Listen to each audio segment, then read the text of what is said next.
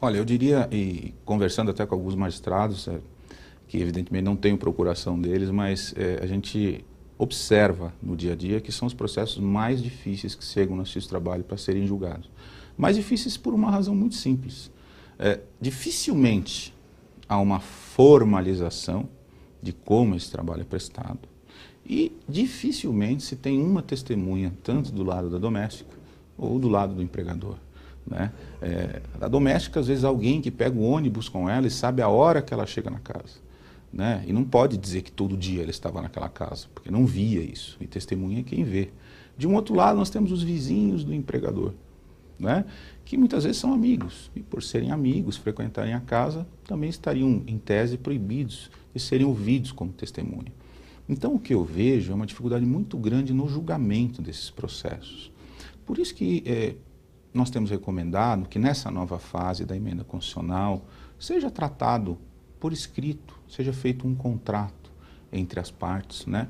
E os regramentos, pelo menos que ainda não valem, mas estão sendo propostos para regulamentar a emenda constitucional, estão seguindo esse caminho, né? O contrato entre o empregado e o empregador.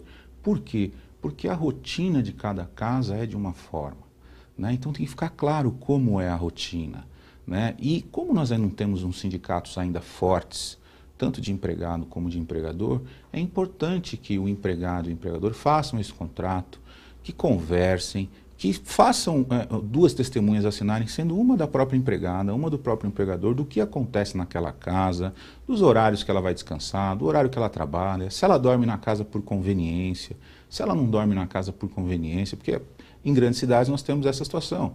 As pessoas não voltam para casa, os empregados domésticos, não porque querem ficar ou vão ficar trabalhando. Eles dormem na nossa casa porque é mais conveniente para não ficar 3 horas no trânsito. E às vezes conveniente para os patrões também, porque no dia seguinte precisam deles muito cedo.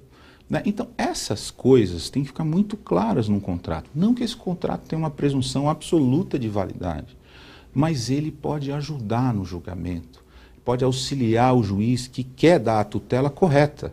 E nesse tipo de relação, sem provas, sem documentos, fica muito difícil e o juiz tem que julgar.